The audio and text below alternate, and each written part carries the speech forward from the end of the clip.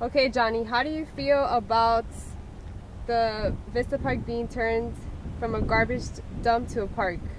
I think it's a great idea. Many people come out here every day and run up the hills. I usually come on my off days. I enjoy the beautiful views, and it's very peaceful. And I think it's a huge stress reliever. Okay, what type of workouts do you do when you're here in Vista Park? I usually stretch out first, then I do 10 minutes of jogging, and I try running up the hills at least 10 times, different exercises.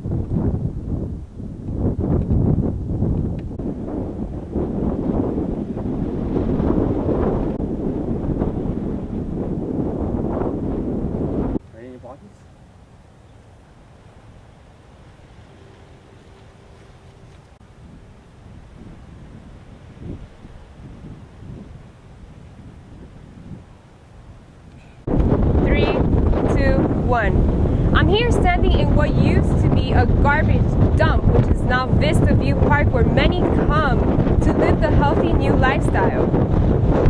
Done.